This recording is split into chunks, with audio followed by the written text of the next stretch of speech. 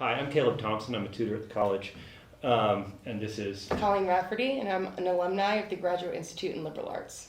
We were in a Precep together last year on War and Peace, and we're going to continue the conversation that we had then, today.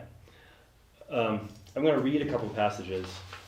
These are the two scenes in the book in which Andre is wounded, and this is the first one. What is it? Am I falling? Are my legs giving way under me? He thought, and fell on his back. He opened his eyes, hoping to see how the fight between the French and the artillerist ended, and wishing to know whether or not the red-haired artillerist had been killed, whether the cannon had been taken or saved. But he did not see anything. There was nothing over him now except the sky.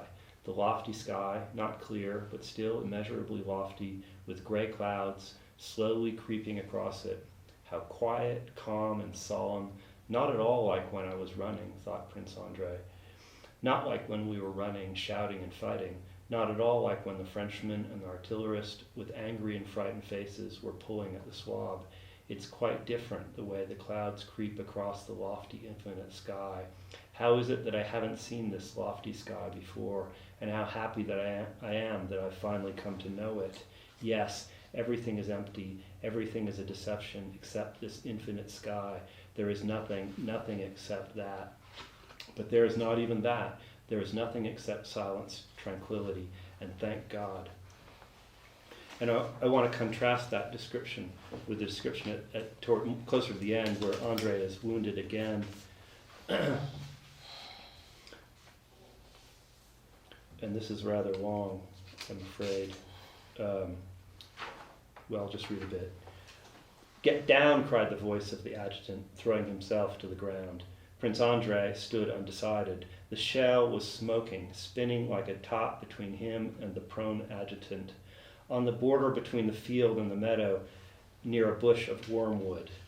Can this be death, thought Prince Andre, gazing with completely new envious eyes at the grass, at the wormwood, at the little stream of smoke curling up from the spinning black ball.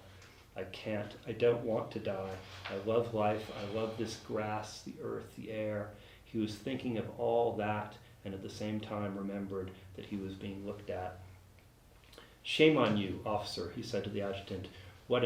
He did not finish. At one and the same time there was a sound of an explosion, a whistling of splinters, as if from a shattered window, a choking smell of powder, and Prince Andre hurtled sideways and, raising his arm, fell on his chest. Several officers ran to him. From the right side of his stomach, a large stain of blood was spreading onto the grass. The summoned militiamen stopped behind the officers. Prince Andre lay on his chest, his face lowered to the grass, and he was breathing in heavy gasps.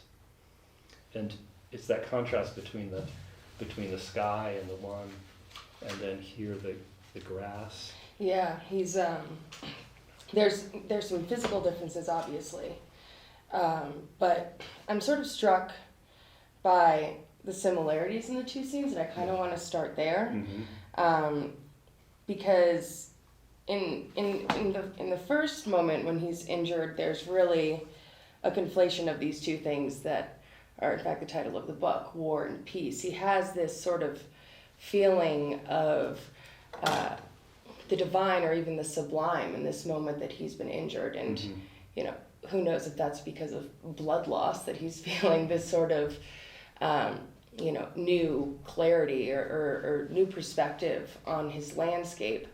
But it is sort of I think in both instances both a oneness with the landscape and a dissonance with the landscape in a way. He's both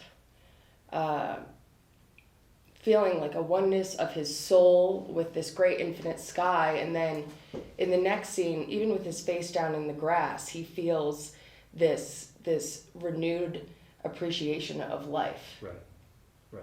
And that's what's puzzling to me, and I really want to understand, was he wrong about the sky? Well, it's an interesting moment because I think that this is Andre's first confrontation with this idea of the infinite, with the sense of perhaps infinite peace. And I think that he comes up against that feeling so many times throughout the book. So I'm not sure that he's wrong about what the sky promises, the all. But I think that we see Tolstoy sort of nuancing this idea through the lens of Andre and also through the lens of Pierre throughout the book. Mm-hmm. Why not wrong? I mean, because it looks like here he's realizing this love of life, and it looks like there's no mention of the sky here at all, and it's the earthy Right. world that he wants to hold on to now. I don't want to die. I love life. I love this grass, the earth, the air. It's interesting what he's doing before this moment, right? So they're in the midst of battle. There's cannonballs flying at them. And yet he is pacing back and forth, trying to take big strides so as to reach the edge in 16 steps. He's not thinking at all. There's nothing remaining of his mental work the day before. He's holding flowers in his hands, and he's pulling flowers of the wormwood that grew along the edge and rubbing those flowers between his palms, sniffing the fragrantly bitter, strong smell. So he does seem very fixated on the earth in the moment before he's injured.